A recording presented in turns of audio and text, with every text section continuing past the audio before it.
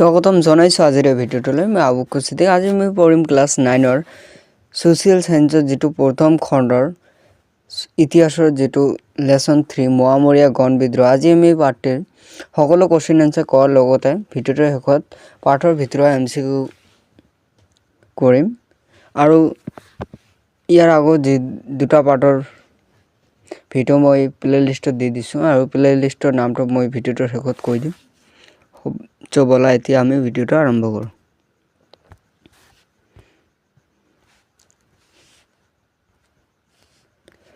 প্ৰথমত কোৱেশ্চন আছে যে অতি চমু প্ৰথমত আছে যে অতি চমু বা চমু উত্তৰৰ প্ৰশ্ন। আমাৰ 1 নম্বৰ কোৱেশ্চন আছে যে মায়ামৰা কি? আমি তো লিখিম যে মায়ামৰা হৈছে এখন বৈষ্ণৱ সত্ৰৰ নাম।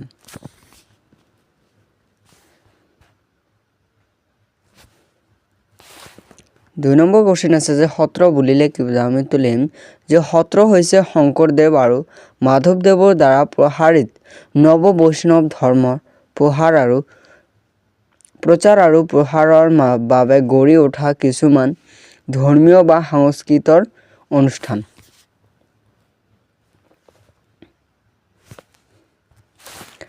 3 নম্বৰ কোৱেশ্চন আছে যে সংহতি কি? আমি তো লিখিম যে সংহতি হ'ল শংকৰদেৱৰ মহাপ্ৰয়াণৰ পিছত তেওঁৰ শিষ্য প্ৰশিষ্যসকলৰ মাজত হোৱা মতভেদৰ ফলস্বৰূপে সত্ৰসমূহক 4টা ভাগত ভাগ কৰিছিল। সেই ভাগসমূহক প্ৰতিটো ভাগকে সংহতি বুলি কোৱা হয়।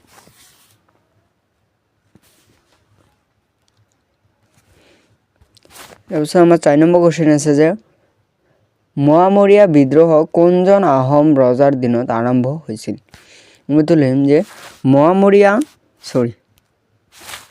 আহোম স্বৰ্গদেউ লক্ষ্মী সিংহৰ দিনত মোৱামৰীয়া বিদ্ৰোহৰ আৰম্ভণি হৈছিল।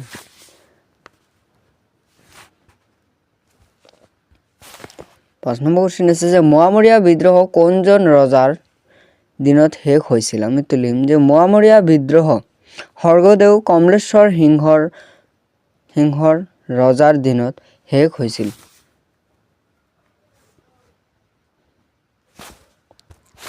6 নম্বৰ কোৱেশ্চন আছে যে কোনজন আহোম ৰজাই প্ৰথম স্বৰ্গদেউ বা স্বৰ্গনাৰায়ণৰ উপাধি গ্ৰহণ কৰা বুলি অনুমান কৰা হয়?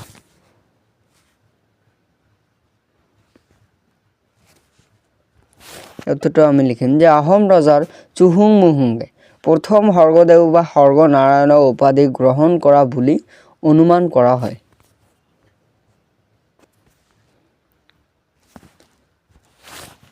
7 নম্বৰ কোৱেশ্চন আছে যে চৰুমফা ভগা ৰজাৰ দিনত কোনজন মোৱামৰীয়া সত্ৰাধিকাৰ হত্যা কৰা হৈছিল? আমি তো লিখিম যে চৰুমফা ভগা ৰজাৰ দিনত সত্ৰাধিকাৰ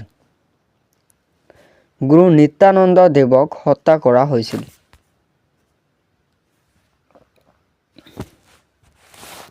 8 নম্বৰ কোৱেশ্চন আছে যে ৰুদ্ৰসিংহৰ ৰাজসভাৰ কোনজন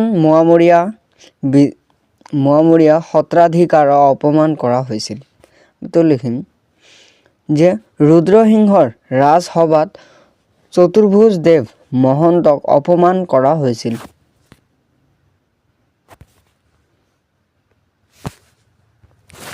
9 নম্বৰ কোৱেশ্চন আছে যে আহোম সকলৰ প্ৰধান উপাস্য দেৱতাজনৰ নাম কি? আমি তো লিখিম যে আহোম সকলৰ প্ৰধান উপাস্য দেৱতাজনৰ নাম হ'ল সোমদেৱ।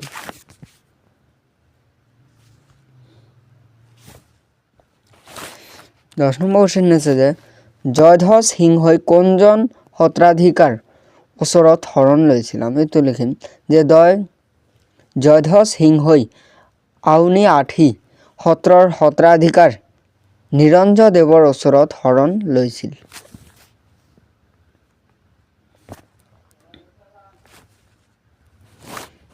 11 নম্বৰ কোৱেশ্চন আছে যে ৰুদ্ৰসিংহই কাৰ ওচৰত শৰণ লৈছিল? আমি তো লিখিম যে ৰুদ্ৰসিংহই আউনী আঠী সত্ৰৰ সত্ৰাধিকাৰ কেশৱ দেৱৰ ওচৰত শৰণ লৈছিল।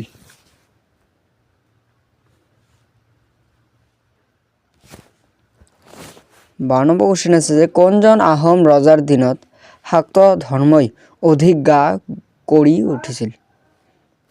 আমি তো লিখিম যে স্বৰ্গদেউ শিৱসিংহৰ ৰজাৰ দিনত শাক্ত ধৰ্মই অধিক গা কৰি উঠিছিল।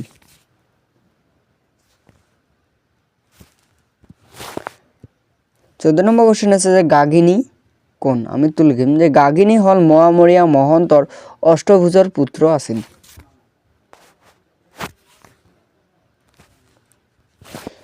15 নম্বৰ কোশ্চেন আছে যে মোৱামৰীয়াসকলে পোনপ্ৰথমে কাক ৰজা পাতিছিল?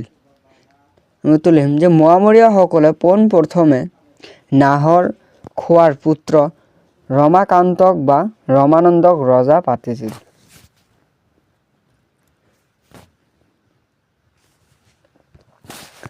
16 নম্বৰ কোশ্চেন আছে যে কেপ্টেইন ৱেবেলছ কেতিয়াৰ পৰা কেতিয়ালৈ অসমত আছিল? আমি তো লিখিম যে কেপ্টেইন ৱেবেলছ 1792 চনৰ নৱেম্বৰ মাহৰ মাজভাগৰ পৰা 1793 চনৰ মে মাহলৈকে অসমত আছিল।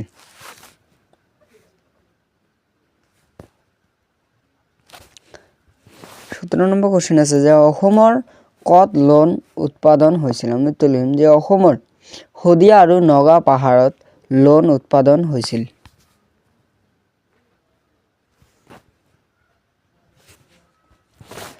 18 নম্বৰ কোশ্চেন আছে যে অসমৰ সৰ্বসাধাৰণ মানুহে লোন কিয় ব্যৱহাৰ কৰিব নোৱাৰিছিল? আমি তো লিখিম যে লোন বৰ দামী বস্তু আছিল আৰু সেইবাবে অসমৰ সৰ্বসাধাৰণ মানুহে ইয়াক ব্যৱহাৰ কৰিব নোৱাৰিছিল।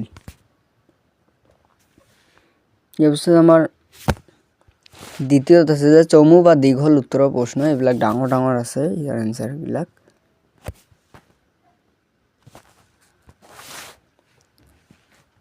মোৱামৰীয়াসকল কোন? এই বিদ্ৰোহক গণ অভ্যুত্থান বুলি ক'ব পৰা যায়নে? এইটো ভেৰি ভেৰি ইম্পৰ্টেণ্ট কোশ্চেন 3 মাৰ্কৰ 4 মাৰ্কৰ কাৰণে পৰীক্ষাৰ কাৰণে। আমি ইয়াৰ এনসাৰটো লিখিম যে মোৱামৰীয়াসকল মূলত মৰাণ সম্প্ৰদায়ৰ লোক। শংকৰ মাধৱ পৰৱৰ্তী কালত মায়ামৰা নামৰ বৈষ্ণৱ সত্ৰখন স্থাপিত হৈছিল। এই মায়ামৰা শব্দৰ পৰাই মোৱামৰীয়া শব্দটো উৎপত্তি হোৱা বুলি ধৰা হয়।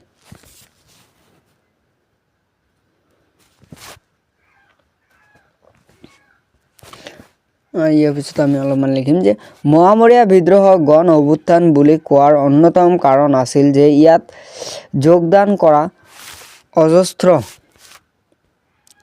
অজস্ৰ সাধাৰণ প্ৰজা, যাৰ ভিতৰত অধিক সংখ্যকেই আছিল সাধাৰণ কৃষক বা অন্যান্য বৃত্তিধাৰী লোক।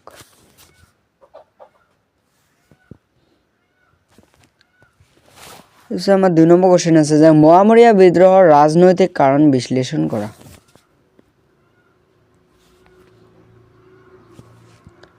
এইটো লিখিম যে গুৰুপতি মোৱামৰীয়াৰ শিষ্যসকল আছিল অগাধ ভক্তি।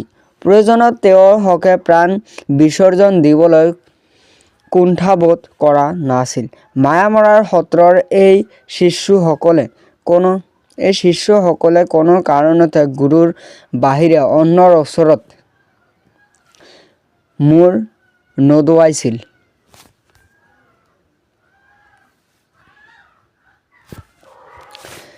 আমি লিখিম যে এবাৰ স্বৰ্গদেউ প্ৰতাপ সিংহই মোৱামৰীয়া শিষ্যসকলৰ গুৰুৰ ভক্তিক উপলুঙা কৰাৰ মানহেৰে সত্ৰৰ 2জন শিষ্যক এটা ঘোঁৰাত উঠাই দি ঘোঁৰা চেকুৱাৰাই দিলে।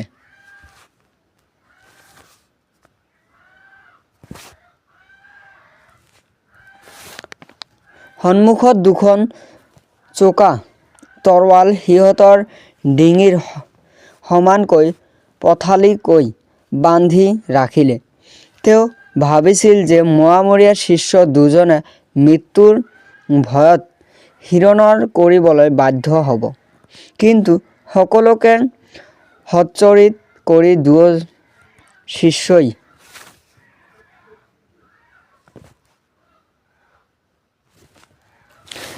শিষ্যই শিৰচ্ছেদ গ্ৰহণ কৰিলে, কিন্তু নিজৰ মূৰ নদুৱালে। এই ঘটনাই মোৱামৰীয়া মহন্তক মান, আত্মবিশ্বাস আৰু সাহস দুগুণ বৃদ্ধি কৰিলে।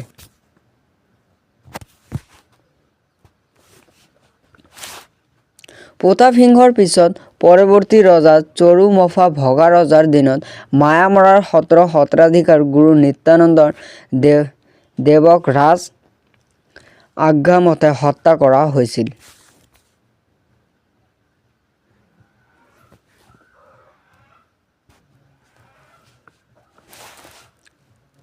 মোৱামৰীয়াসকলে এই হত্যাকাণ্ডৰ বাবে আহোম ৰাজতন্ত্ৰকেই জগৰীয়া কৰিছিল আৰু তাৰ প্ৰতিৰোধ লোৱাৰ বাবে সংকল্প লৈছিল।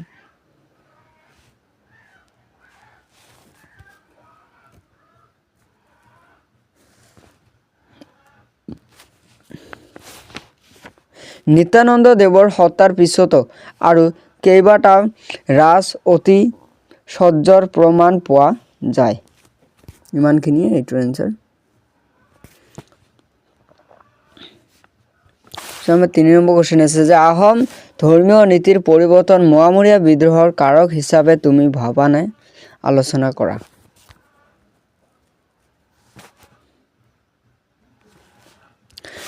আমি লিখিম যে আহোম সকলৰ মনত ৰাজত্ব কৰাৰ আৰম্ভণিৰে পৰা নিজাববীয়া ধৰ্মত বিশ্বাসী লোক আছিল।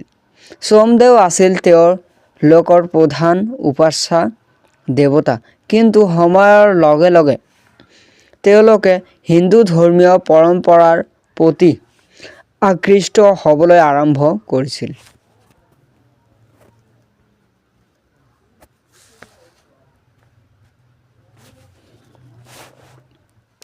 গদাধৰ সিংহই আহোমৰ পুৰণি ৰাজনৈতিক নীতিৰ পৰিৱৰ্তন কৰি সত্ৰৰ প্ৰতি থকা অনুকম্পা নীতিৰ ঠাইত দমন নীতিহে উপযুক্ত বুলি অনুভৱ কৰিছিল।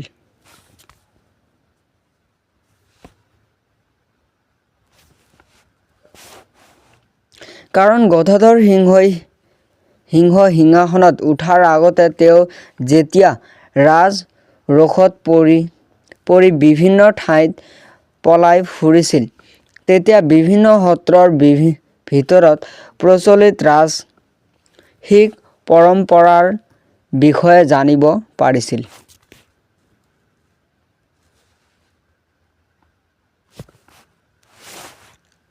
গদাধৰ সিংহৰ দিনত পৰৱৰ্তীত আহোম নীতিৰ সন্মুখত তিষ্ঠিব নোৱাৰি বহুকেইখন সত্ৰাধিকাৰে সত্ৰ এৰি নিৰাপদ স্থানলৈ পলাই গৈছিল। বহুকেইজন সত্ৰাধিকাৰক ধৰি আনি ৰাজ আদেশত অবৰ্ণনীয় অত্যাচাৰ চলোৱা হৈছিল।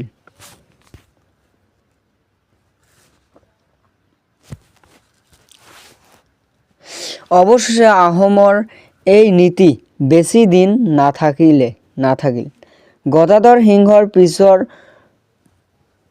পিছৰ জনাৰ ৰজা ৰুদ্ৰসিংহই এই নীতিৰ পুনৰাই পৰিৱৰ্তন সাধিছিল আৰু নিৰ্যাতিত অথবা পলাতক সত্ৰাধিকাৰসকলক পুনৰাই ঘূৰাই আনি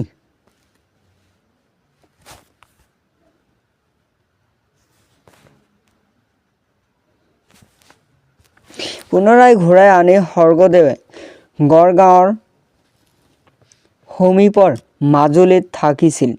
তাৰ ফলত ৰাজধানীৰ পৰা সততে সত্ৰাধিকাৰসকলৰ ওচৰত সজাগ দৃষ্টি দিব পাৰিছিল।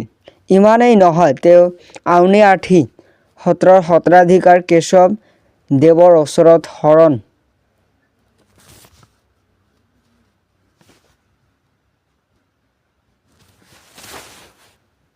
লৈ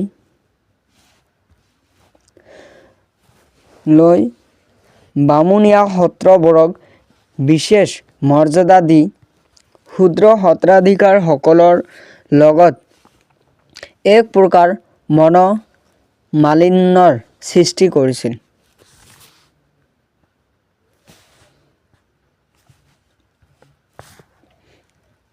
এইদৰে ব্ৰাহ্মণ আৰু শূদ্ৰৰ মাজত বিভেদৰ বীজ সিঁচি দুয়ো বৰ্ণৰ মাজত মতান্তৰ বৃদ্ধিহে কৰিছিল। ইমানখিনি লিখিলে হৈ যাব। অ'কে,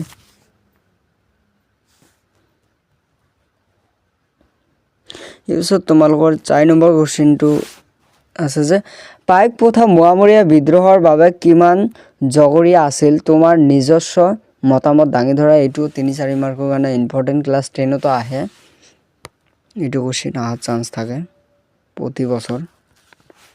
চ' আমি উত্তৰটো লিখিম যে আহোম ৰাজ্যৰ সকলো পুৰুষ নাগৰিকে আছিল একোজন পাইক। আৰম্ভণিতে 4জন পাইক লগ লাগি এটা গোট গঠন কৰা হৈছিল।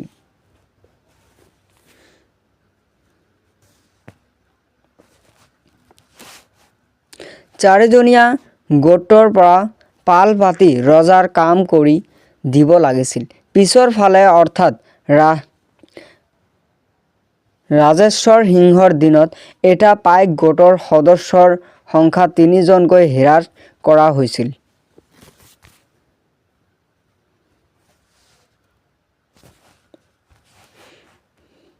যাৰ ফলত বছৰে কত এজন পাইকৰ ঘাটনি 4 মাহলৈ বৃদ্ধি হৈছিল। গতিকে প্ৰতিজন পাইকৰ ওচৰত এমাহৰ অতিৰিক্ত বোজা বৃদ্ধি পাইছিল।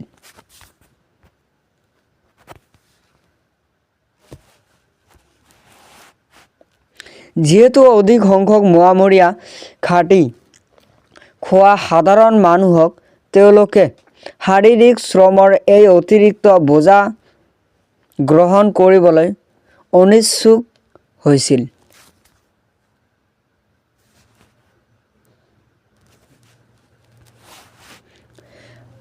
পাইক শোষণৰ অন্য এক প্ৰক্ৰিয়া আছিল পাইকৰ শ্ৰেণী বিভাজন।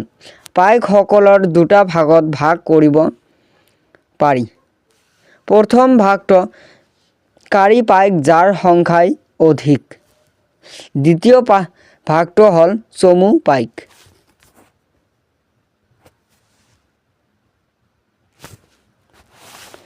সংখ্যাত নিচেই তাকৰীয়া হ'লেও তেওঁলোক আছিল কাৰী পাইকতকৈ মানত উচ্চ। শাৰীৰিক শ্ৰমৰ ক্ষেত্ৰত তেওঁলোকে মুদ্ৰাৰ বিনিময়ৰ অব্যাহতি পাইছিল।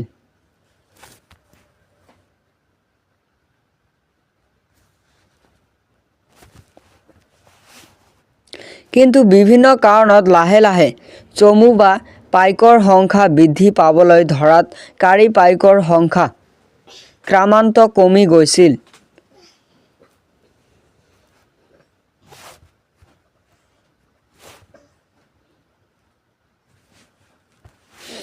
আৰু সেইবাবে তেওঁলোকৰ ওচৰত শোষণৰ বোজা বৃদ্ধি হৈছিল। ফলস্বৰূপে সামাজিক অসমতা বৃদ্ধি পাইছিল আৰু সংঘাতময় পৰিস্থিতিৰ সৃষ্টি হৈছিল। আৰু শেষত এইখিনি লিখি দিলে ভাল হয়। লিখিব যে উপৰোক্ত কথাখিনিৰ পৰা বুজা যায় যে পাইক প্ৰথা মোৱামৰীয়া বিদ্ৰোহৰ বাবে বহু পৰিমাণে জগৰীয়া আছিল।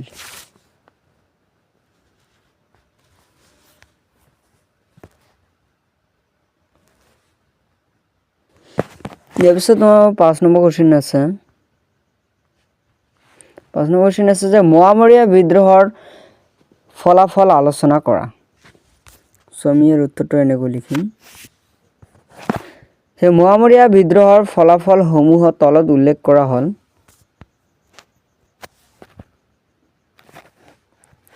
ক নম্বৰ কাৰণে লিখিম যে ৰাজনৈতিক ফলাফল। মোৱামৰীয়া বিদ্ৰোহৰ ৰাজনৈতিক ফলাফল আছিল অন্যতম বিষয়ময়। প্ৰায় 3টা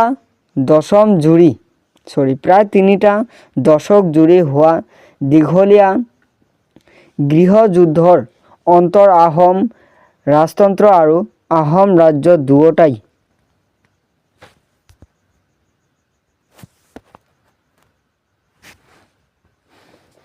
চেদেলি ভেদেলি হৈ মৃত্যুখন গণিছিল। বিদ্ৰোহৰ দমনত ব্যৰ্থ আহোম শাসনতন্ত্ৰক সহায়ৰ হাত আগবঢ়াই এক প্ৰকাৰ ইংৰাজসকলে অসমত খোপনি পোতাৰ প্ৰথম প্ৰক্ৰিয়া আৰম্ভ কৰিছিল।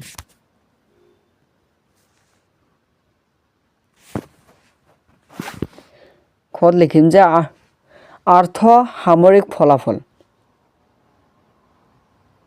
মোৱামৰীয়া বিদ্ৰোহ অসমৰ আৰ্থিক আৰু সামাজিক ক্ষেত্ৰখনৰ বাৰুকৈয়ে ক্ষতিগ্ৰস্ত কৰিছিল। দীঘলীয়া বিদ্ৰোহৰ সময়ছোৱাত দুয়োপক্ষৰ যুদ্ধদেহী মনোভাৱে প্ৰকাশ্যভাৱে সাধাৰণ জনতাৰ ওচৰত অতিশায্য বৃদ্ধি কৰিছিল।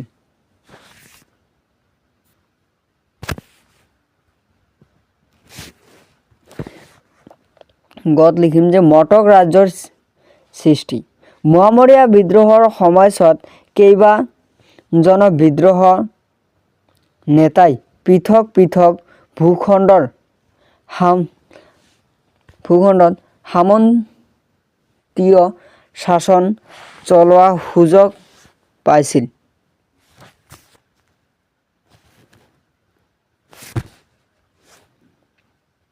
বেংমৰা, মাজুলী, নগাঁও, কামৰূপ আদি সকলো ঠাইতে মোৱামৰীয়া নেতাসৱে সামন্তীয় ভূস্বামী হিচাপে নিজকে প্ৰতিষ্ঠা কৰিছিল।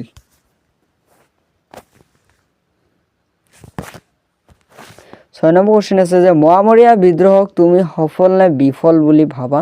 যুক্তি দিয়া। আমি তো লিখিম যে মোৱামৰীয়া বিদ্ৰোহ মই বিফল বিদ্ৰোহ বুলি ভাবোঁ, কাৰণ এই বিদ্ৰোহৰ ৰাজনৈতিক ফলাফল আছিল অন্যতম বিষময়।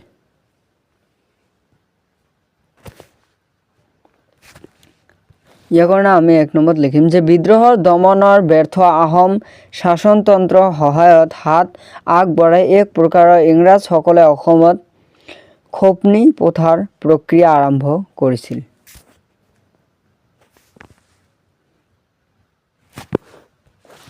দুই নম্বৰ কাৰণে লিখিম যে মোৱামৰীয়া বিদ্ৰোহৰ অন্য এক ঋণাত্মক পৰিণতি আছিল আহোম শাসনতন্ত্ৰৰ অৱনতি। স্বৰ্গদেউ শিৱসিংহৰ দিনৰ পৰাই আহোম ৰজাসকলৰ দুৰ্বলতাৰ সুযোগ লৈ মন্ত্ৰী আমলসকল শক্তিশালী হ'বলৈ আৰম্ভ কৰিছিল।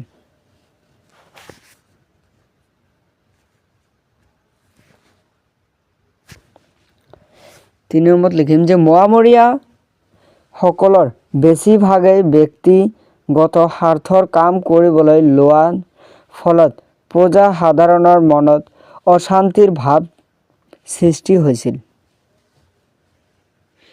পিছত অৰ্থাৎ লক্ষ্মীসিংহৰ বা তাৰ পৰৱৰ্তী ৰজাসকলৰ দিনত এইসকল স্বাৰ্থপৰ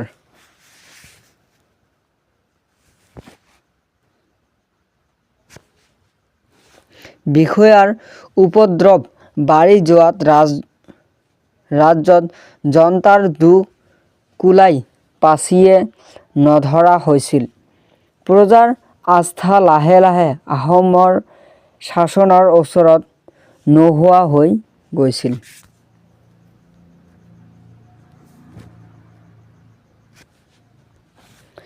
আমাৰ ৭ নম্বৰ কুৱেশ্যন আছে যে কেপ্টেইন ৱেলছ কি পৰিস্থিতিত অসমলৈ আহিছিল, কিয় তেওঁ অধৰুৱা অৱস্থাতে অভিযান সামৰি ঘূৰি গ'ল?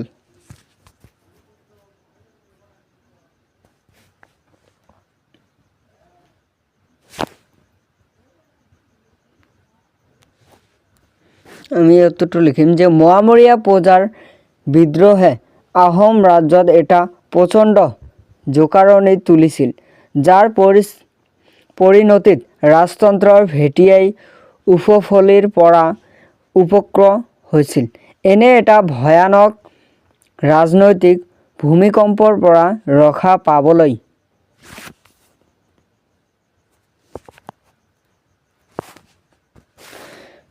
আভ্যন্তৰীণভাৱে আহোম শাসনতন্ত্ৰ সম্পূৰ্ণৰূপে ব্যৰ্থ হৈছিল আৰু তাৰ ফলত তেওঁলোকে বংগদেশত থকা ইংৰাজৰ ইষ্ট ইণ্ডিয়ান কোম্পানীৰ ওচৰত সামৰিক সাহায্যৰ ভিক্ষা কৰিবলৈ বাধ্য হৈছিল। ইংৰাজে এনে এক সুযোগ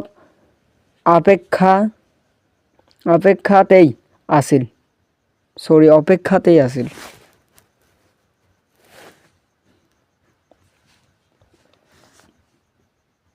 সেয়েহে আহোম স্বৰ্গদেউ গৌৰীনাথ সিংহই যেতিয়া মোৱামৰীয়া বিদ্ৰোহ আৰু বংগৰ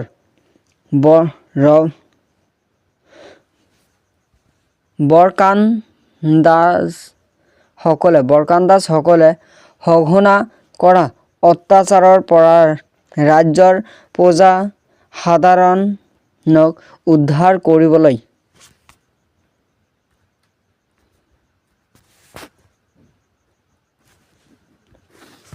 ইংৰাজৰ ওচৰত আবেদন জনালে তেতিয়া কোম্পানীৰ চৰকাৰে সহজতেই সামৰিক অভিযান পঠাবলৈ মান্তি হৈছিল। এই অভিযানৰ প্ৰধান উদ্দেশ্য আছিল অসমৰ বিষয়ে বিতং খা-খবৰ বা তথ্য-পাতি সংগ্ৰহ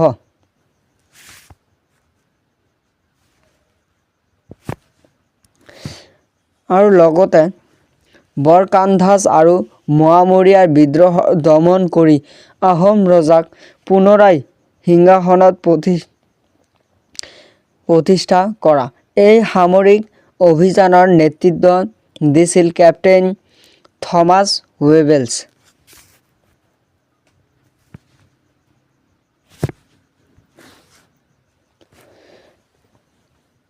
সামৰিক বাহিনীটোৱে 1792 চনৰ নৱেম্বৰ মাহৰ মাজভাগৰ পৰা 1794 চনৰ মে মাহলৈ অসমত আছিল।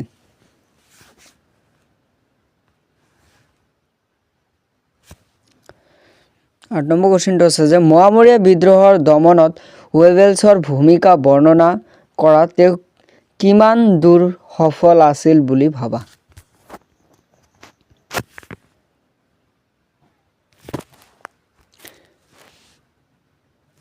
আমি ইয়াৰ উত্তৰটো লিখিম যে দৰঙৰ ৰজা কৃষ্ণ নাৰায়ণৰ বিদ্ৰোহ আৰু উত্তৰ কামৰূপত হৰদত্ত চৌধুৰীয়ে বিদ্ৰোহৰ প্ৰতাপত গৌৰীনাথ সিংহই নগাঁৱত আশ্ৰয় লৈছিল।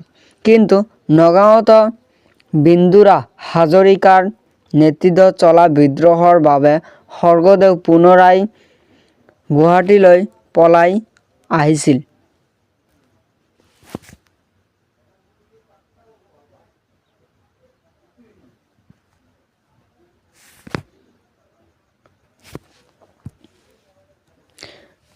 ব্ৰহ্মপুত্ৰৰে ভটিয়াই যাওঁতে আদবাটেৰে তেওঁ বংগৰ পৰা আহি থকা কেপ্টেইন ৱেবেলছৰ লগ পাই তেওঁৰ ভৰসাতে আকৌ গুৱাহাটীলৈ উভতি আহে আৰু ৱেবেলছৰ সহায়ত পুনৰাই গুৱাহাটী অধিকাৰ কৰে।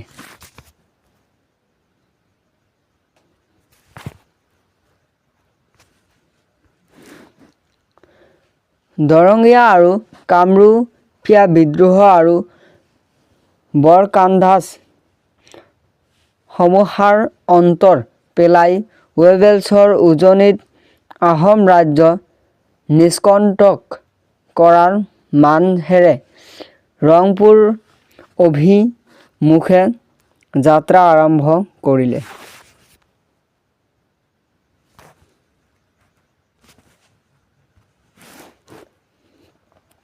কাৰণ ইতিমধ্যে আহোম ৰজাৰ গৌৰীনাথ সিংহ আৰু কেপ্টেইন ৱেবেলছৰ মাজত এখন বাণিজ্যিক চুক্তি স্বাক্ষৰিত হৈছিল।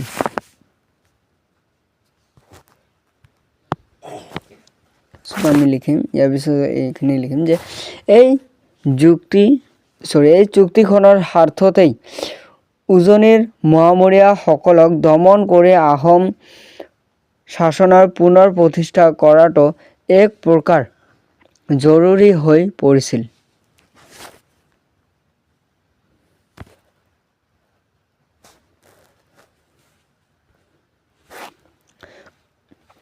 সফলতা গামী ৱেবেলছ গভৰ্ণমেণ্ট জেনেৰেলক 6টা নতুন কোম্পানী ফৌজ পঠাবলৈ অনুৰোধ কৰিছিল। গভৰ্ণমেণ্ট জেনেৰেল লৰ্ড কৰ্ণৱালিছে পৰিস্থিতিৰ গুৰুত্ব বুজি ৱেবেলছৰ পত্ৰৰ সঁহাৰি জনাই অতিৰিক্ত ফৌজ পঠাই দিছিল।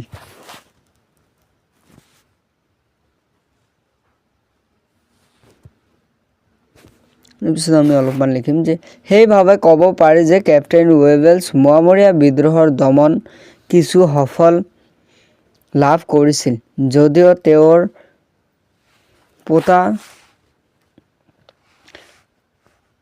প্ৰত্যাৱৰ্তনৰ লগে লগে এই বিদ্ৰোহে পুনৰ মূৰ দাঙি উঠিছিল।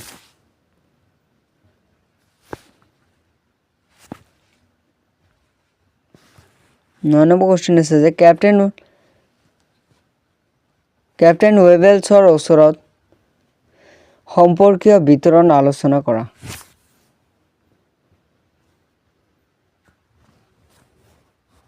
ইয়াৰ উত্তৰটো আমি লিখিম যে কেপ্টেইন ৱেবেলছ চাহাবে অসমৰ বিষয়ে এটা মূল্যৱান টকা লিখি সেই সময়ৰ British government general sir John শ্বোৰলৈ প্ৰেৰণ কৰিছিল।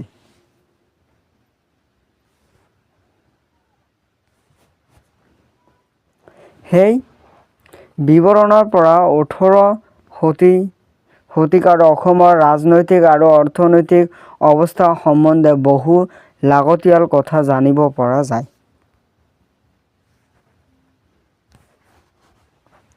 ৱেবেলছৰ টকাত আহোম ৰাজ্যৰ ৰজা নিৰ্বাচন আৰু তেওঁৰ ক্ষমতা সম্পৰ্কত এটা বিৱৰণ বা বৰ্ণনা দিয়া হৈছিল। আনকি আহোম শাসনতন্ত্ৰৰ 5 গৰাকী প্ৰতাপী মন্ত্ৰী আছিল।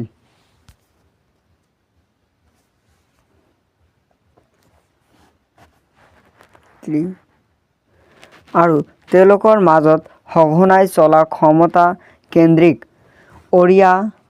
অৰিৰ ঘটনা টকাটোত সন্নিৱিষ্ট হৈছিল। পাইক প্ৰথাৰ বিষয়েও টকাটোত এটা চমু বিৱৰণ দিয়া আছে।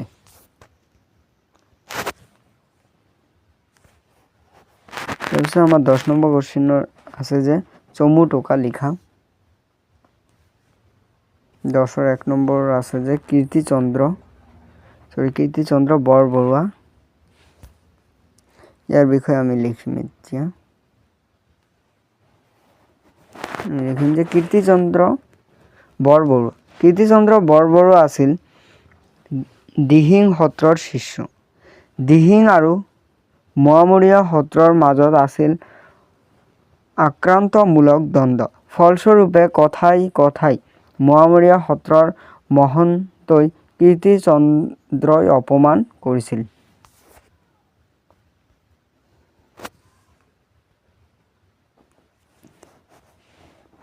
2 নম্বৰ আমাৰ আছে যে মায়ামৰা। আমি ইয়াৰ উত্তৰটো লিখিম যে মায়ামৰা সত্ৰ। মায়ামৰা হৈছে এখন বৈষ্ণৱ সত্ৰৰ নাম। ই কাল সংহতিৰ অন্তৰ্ভুক্ত মুখ্য মৰা জনগোষ্ঠীৰ লোকসকলৰ এই সত্ৰৰ শিষ্য আছিল।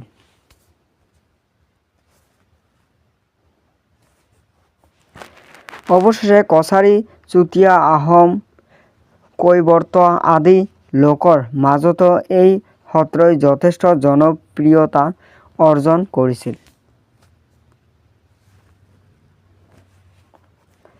আমাৰ 3 নম্বৰ আছে যে পূৰ্ণানন্দ বুঢ়াগোহাঁই। ইয়াৰ বিষয়ে আমি লিখিম অলপমান। লিখিম যে পূৰ্ণানন্দ বুঢ়াগোহাঁই আছিল ঘনশ্যাম বুঢ়াগোহাঁইৰ পুত্ৰ। লাৰী বুঢ়াগোহাঁই নামেৰেও জনাজাত। তেওঁৰ বুদ্ধি বিক্ৰয় আৰু কৰ্তন বেনিষ্ঠাই অসমৰ বুৰঞ্জীত বিশেষ স্থান দখল কৰি আহিছে।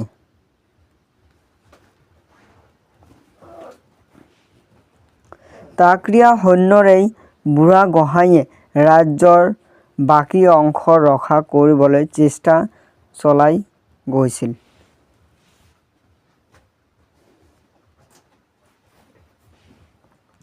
নিৰাপত্তাৰ খাতিৰত সময়ে সময়ে তেওঁ সৈন্যৰ কোট পিছুৱাই আনি যোৰহাট পৰ্যন্ত পিছুৱাই আহিছিল আৰু পিছলৈ তাতেই আহোম ৰাজধানীৰ প্ৰতিষ্ঠা কৰিছিল।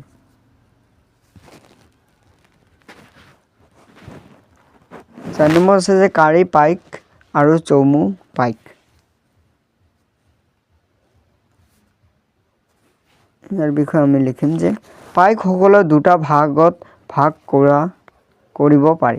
প্ৰথম ভাগটো কাঁড়ী পাইক যাৰ সংখ্যা অধিক, দ্বিতীয় ভাগটো চমু পাইক। সংখ্যাত নিচেই তাকৰীয়া হ'লেও তেওঁলোকক আছিল কাঁড়ী পাইকতকৈ মানত উচ্চ।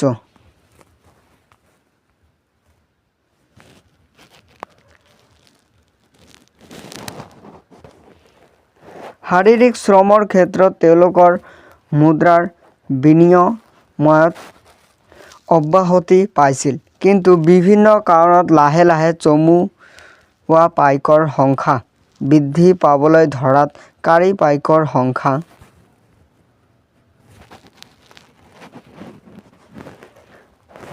ক্ৰমাৎ কমি গৈছিল আৰু সেইবাবে তেওঁলোকৰ ওচৰত শোষণৰ বোজা বৃদ্ধি হৈছিল।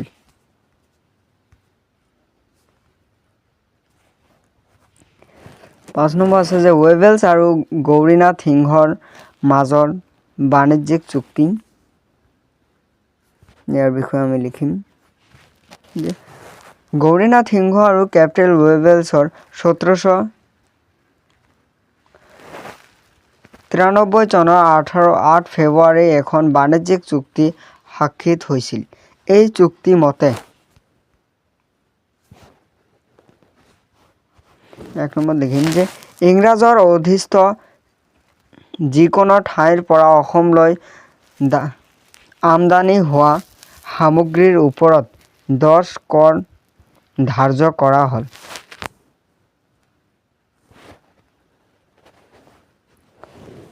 দুই নম্বৰ আছে যে অসমৰ পৰা ইংৰাজৰ অধীনৰ যিকোনো প্ৰান্তলৈ ৰূপান্তৰিত কৰা সামগ্ৰীৰ ওপৰত সমপৰিমাণৰ অৰ্থাৎ 10 কৰ ধাৰ্য কৰা হ'ল। 3 নম্বৰত আছে যে ধান আৰু চাউলৰ ওপৰত কোনো কৰ নাথাকিব।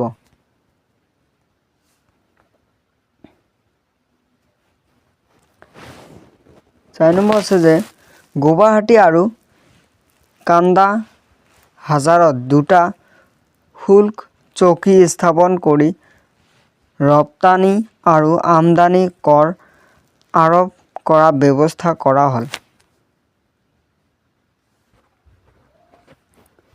5 নম্বৰত লিখিম যে ইংৰাজৰ বাহিৰে আন ইউৰোপীয় বেপাৰীয়ে ইংৰাজ আৰু আহোম ৰজাৰ বিনা অনুমতি অসমত বেহা বেপাৰ কৰিব নোৱাৰিছিল। 6 নম্বৰ আমাৰ আছে যে ফুলেশ্বৰী। ইয়াৰ বিষয়ে আমি লিখিম অলপমান।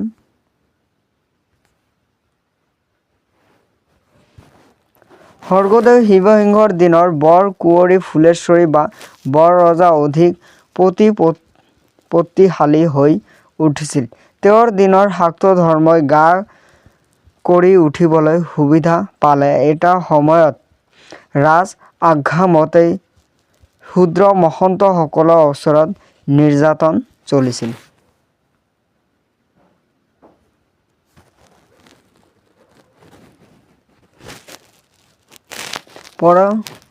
পৰ্বতীয়া গোহাঁই।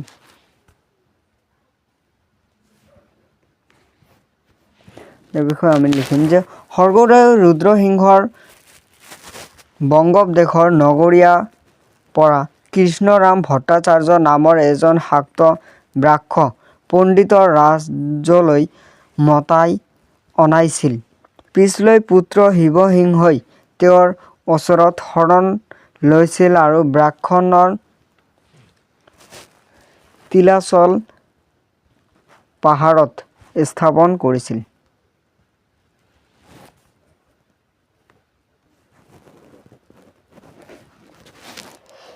তেতিয়াৰ পৰাই কৃষ্ণৰাম ভট্টাচাৰ্য আৰু তেওঁৰ উত্তৰ পুৰুষসকলৰ পৰৱৰ্তীয়া গোহাঁই নামেৰে জনাজাত হ'ল।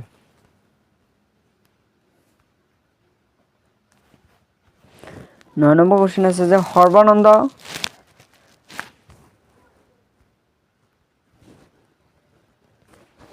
আমি সৰ্বানন্দৰ বিষয়ে লিখিম যে মোৱামৰীয়া বিদ্ৰোহৰ সময়ছোৱাত কেইবাজন বিদ্ৰোহী নেতাই পৃথক পৃথক ভূখণ্ডত সামন্তীয় শাসন চলোৱাৰ সুযোগ পাইছিল।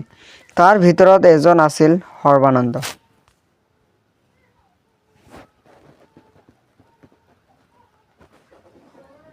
অলপমান লিখিম যে পূৰ্ণানন্দ বুঢ়াগোহাঁইয়ে সৰ্বানন্দৰ লগত এখন চুক্তি কৰি মটক ৰাজ্যৰ গঠন কৰে আৰু তাৰ সৰ্বানন্দক কৰ্তলিয়াৰ শাসক হিচাপে বৰ সেনাপতি নিযুক্তি কৰা হয়।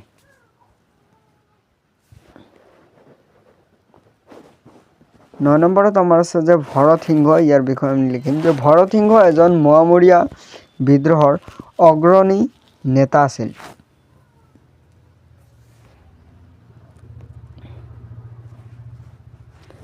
ইয়াৰ বিষয়ে লিখিম যে ব্ৰিটিছ আৰু আহোমৰ সৈন্যৰ যুটীয়া আক্ৰান্তৰ ৰজা ভৰত সিংহই বেয়াকৈ ঘূণীয়া হ'ল আৰু কোনো মতে প্ৰাণ লৈ পলাই গ'ল।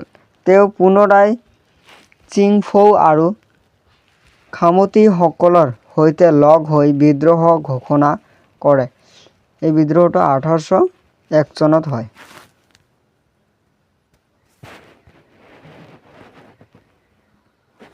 দহ নম্বৰ এইটো লাষ্ট কোৱেশ্চন যে ৰংপুৰৰ নগৰ।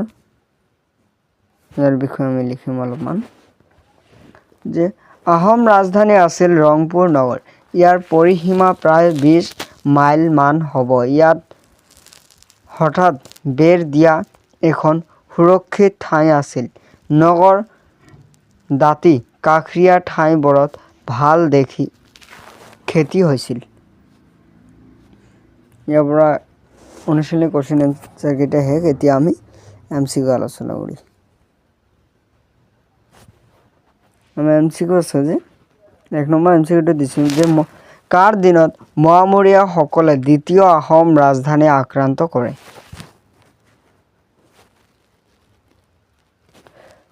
1 নম্বৰত দিছোঁ যে কমলেশ্বৰ সিংহৰ দিনত। বিত দিছোঁ যে গৌৰীনাথ সিংহৰ দিনত। চি সৰ্বানন্দ। ডি দিছোঁ যে ওপৰৰ এটা নহয় কোনটো হয়তো আমাৰ যিটো বি নম্বৰ আছে গৌৰীনাথ সিংহৰ দিনত। গৌৰীনাথ সিংহৰ দিনত আমাৰ মোৱামৰীয়াসকলে দ্বিতীয় বিদ্ৰোহৰ আক্ৰমণ কৰিছিল।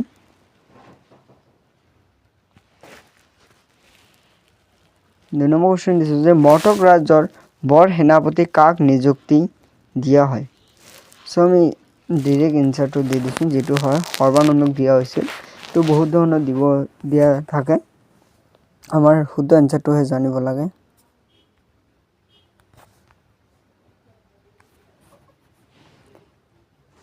তিনত দিছোঁ যে পৰৱৰ্তীয়া গোহাঁই বুলি কাক কোৱা হয়। কৃষ্ণৰাম ভট্টাচাৰ্যক কোৱা হয়। এইটো আমি অলপমান আগতে পঢ়ি আহিছিলোঁ কোৱেশ্চন এনচাৰৰ মাজতে। এইটো শুদ্ধ। বৰ ৰজা বুলি কাক কোৱা হয়। এইটো আমি অলপমান আগত পঢ়ি আহিছিলোঁ। বৰ ৰজা বুলি আমাৰ বৰ কুঁৱৰী ফুলেশ্বৰীক কোৱা হৈছিল। আমি শুদ্ধ এনচাৰটো জানি থাকিব লাগে। ভগা ৰজা বুলি কাক কোৱা হয়। এইটো আমি অলপমান আগতে পঢ়ি আহিছিলোঁ চুৰুমফা ৰজাক। এইকেইটা MCQ আজিৰ কাৰণে। থ্যাংকস ফৰ ৱাচিং আবু কৌশিক। আৰু এই ভিডিঅ'বিলাকৰ প্লেলিষ্টৰ নাম আছে class 9 social science Abu Kaushik. এইটো লিখিলে প্লেলিষ্টটো আহি যাব। ইয়াৰ আগত দুটা ভিডিঅ' কোৱেশ্চন এনচাৰ কৈ দিছোঁ মই MCQ দি দিছোঁ লৈ ল'বা।